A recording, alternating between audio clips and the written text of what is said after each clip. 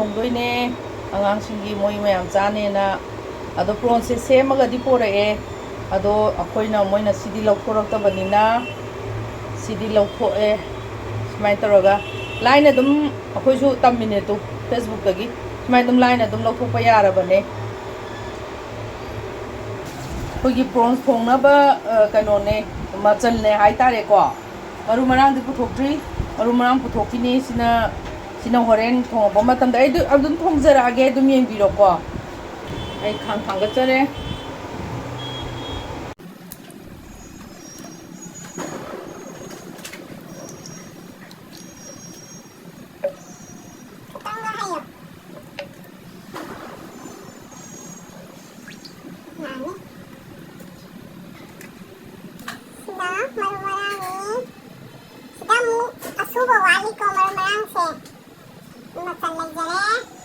Khajing Thongbagi umurok so haptoyne adegi moisana mapun so hapna bitawe haptoyne Thongjara age mayam nung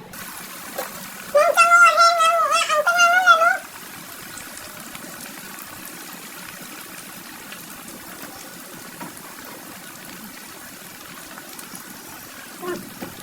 Khajing naman dari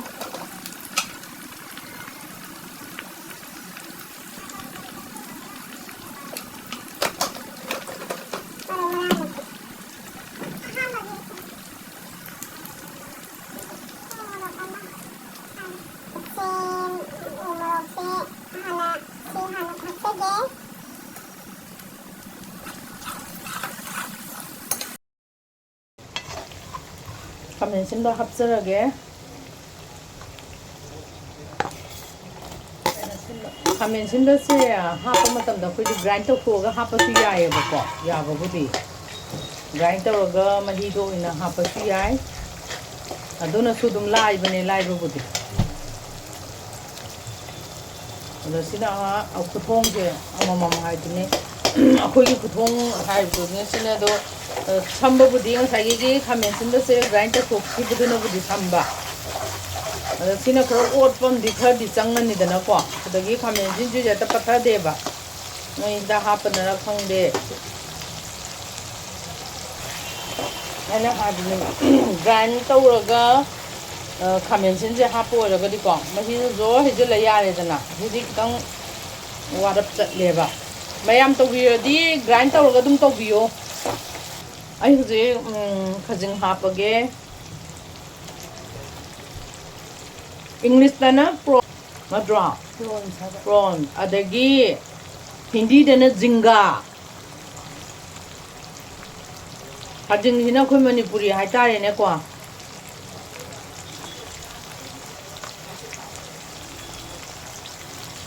soire sunga pi ungang bada khoi de khangde lai ga chapang na thadale gyanam ta adre kan gi mita khut pan badu su oi hodram ni na ba ko khoi di lai ga se itha he thagat taw na taw go gumba tawe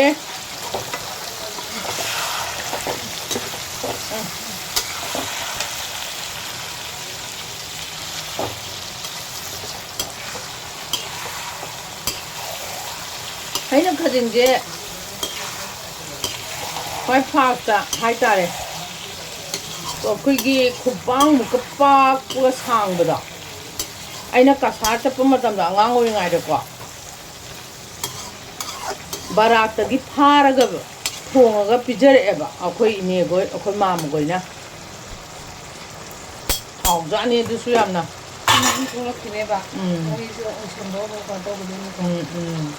si mai tholakini ko mai tholaga osal baw ngogdoi ni ko si se to mai tholai ju bra si mai tholakine do nyong to khajra khajing sia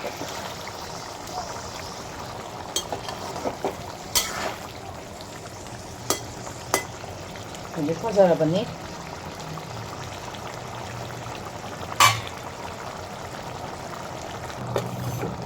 Morote ko haptarage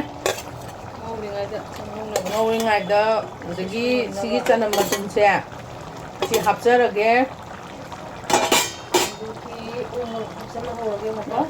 hapchalo de umorok chengo trophy ya nang na handa poraba umorok sidi saita nang tasengna akoi se nuksirida gyanam tadre trophy la nang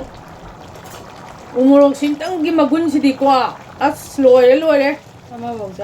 ama ba machet am bau cha bangam de ko trophy la manam di phajare hai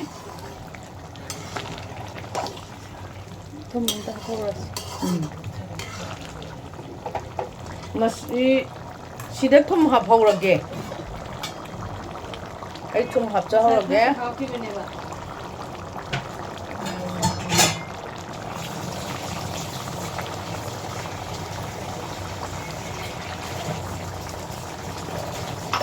masai ke am hapina kanu ai thum hap chare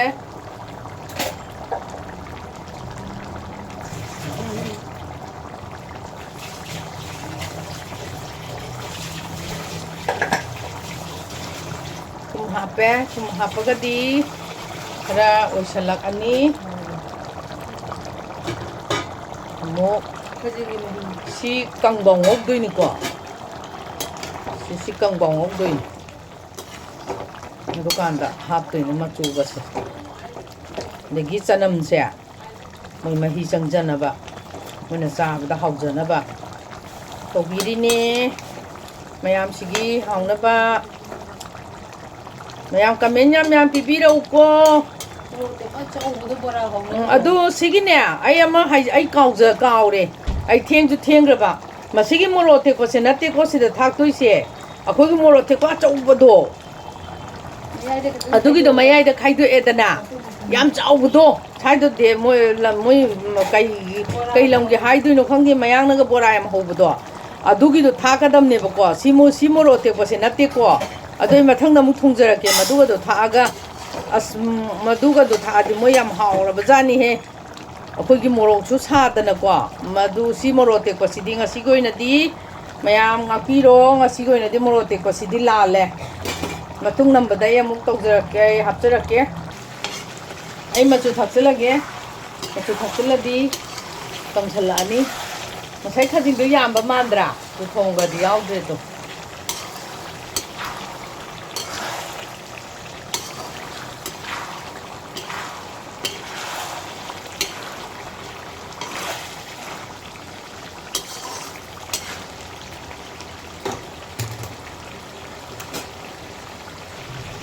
em cho hấp ok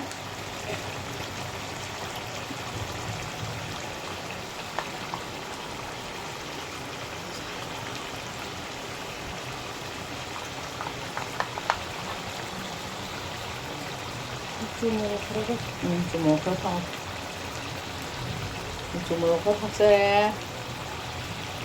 좀 앙앙충 짜도이네 뭐 양 산도 뼈를 사디 살아더니 컴퍼처리 우물럭도 아로비 오기가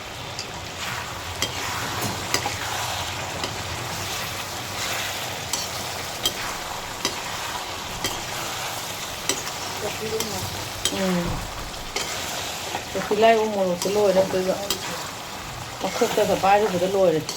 xin ban cái loi rồi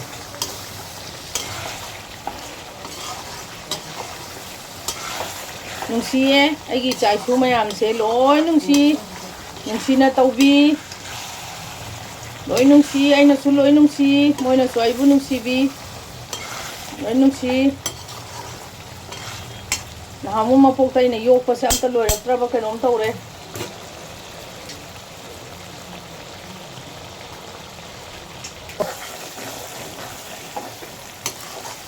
Kangzala lagi apa sih?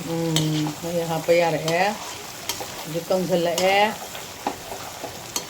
Sida maru marang thak ni ngai se hore loi rak pada ne ko. Khar sai ra ga loi re. Mai tha ga. Mai tha si. Mai thak sa ra ge. Singi ba si ne. 아이디 아야 마마담도 징히마지 세듬 치즈나 저이고 Hang mapanda khosolo be ma mot pa ma le ni na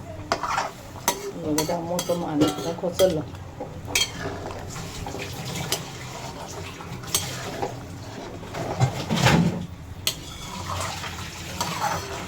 ai se tang ha ke sia chocolate pa ga kai ga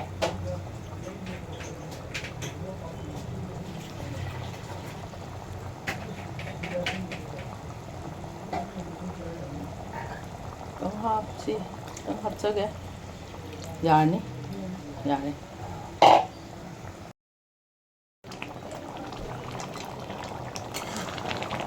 kang sile ko mahi siya nakapudi wali oklo nakapudi wali ko sidi mahilang cha dau na te ba sidi moi cha cha dau ni khoi tan chapati do chapati ka saba chapati ni khangde romali roti ni khangde butter naan ni khangde duga charadi postar ni ha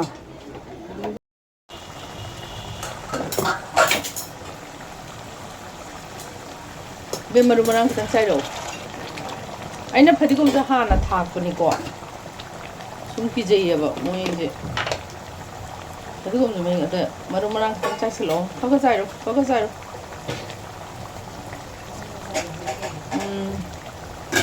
mayam chasilo yare asai budi thakha bane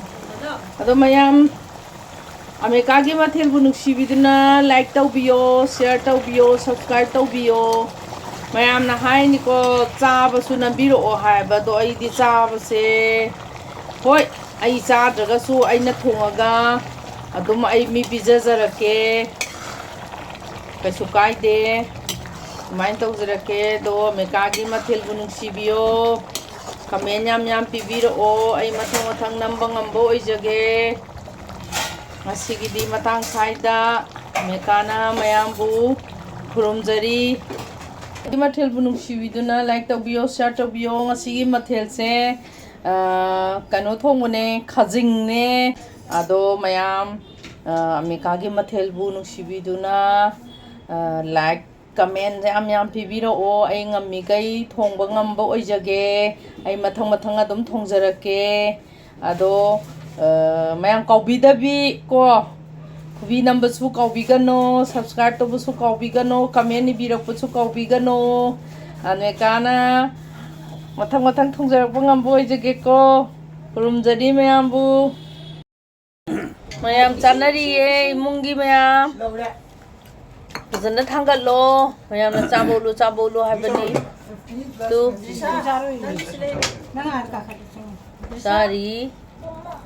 Sari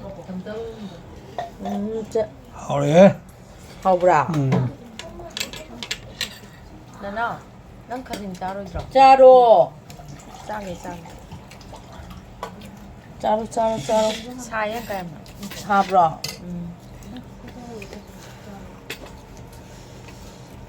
hawe du dati anta haibiro o mayam hawa kuwa hom to bra handa kinjang ma kem yam ne hào bra Sana. hào ra